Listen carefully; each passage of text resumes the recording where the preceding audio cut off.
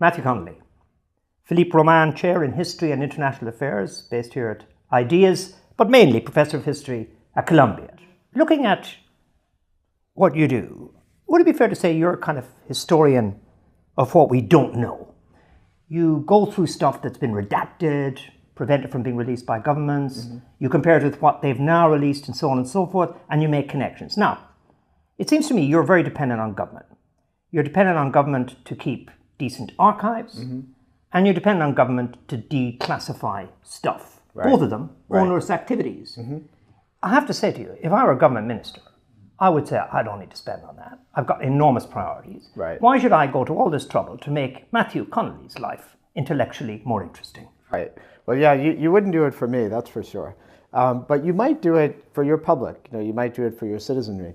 And you might even do it for your legislature, for your Congress, because, my argument would be that there is a place for official secrecy. Of course, there are many things the government has to protect. There are secrets that have to be preserved. But at the end of the day, the government has to render an account, if only to taxpayers, to the people who put them in office. And if they won't even render an account for historians to write about, then in the end, they're accountable to no one. But then, take an example.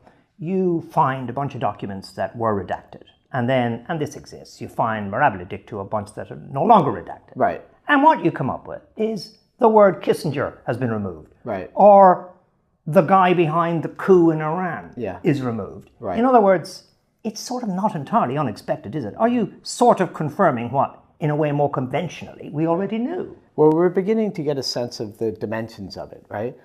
But what you have to begin to do, especially when we're starting to deal with millions of documents and eventually billions of them, is you have to get some sense of the relative proportion. And so, I, for one, as an historian, would like to know, as much as historians have been interested in the coup in Guatemala, how does it figure, in the larger field of American foreign policy? The things that we historians have come to be interested in, are these the things that really mattered, for American diplomats, for instance? So just to take one example, you could do a traffic analysis now with all of the diplomatic cables that have been released from the 1970s, more than 1 million of them. And what you could do is you begin to measure where you see bursts of activity. And in some cases, what you find isn't surprising. You find that the fall of Saigon in 1975, the end of the Vietnam War, provokes this enormous burst of diplomatic communications.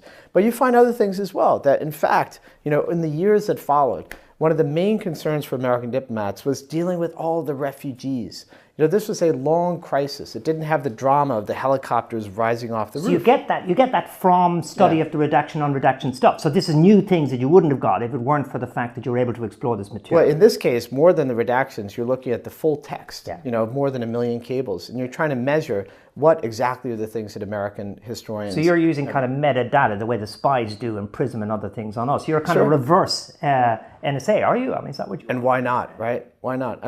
These tools of data mining were developed, not only for the NSA. Potentially these tools could be used by anyone, and they ought to be, for the purposes of keeping government accountable. Is there a way in which the state, the people within the state, are resistant to knowledge? Right.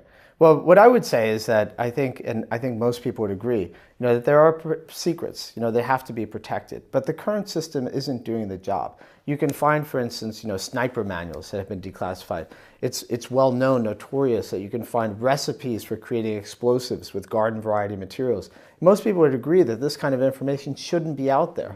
But the current system is one that has zero tolerance for risk. Yeah. So what that means is they're not really prioritizing the protection of the things that really have to be protected. Yeah. So these same kinds of data mining or traffic analysis kinds of techniques can also be used by governments to do a better job of protecting that kind of information for all of us. You're off out of LSE, been a short time here, back to Columbia. One thing you'll miss most about LSE? Oh, the White Horse Pub. Matthew Connelly. On that note, I thank you for submitting yourself to the Gearty Grilling. All right, thank you. Enjoyed it.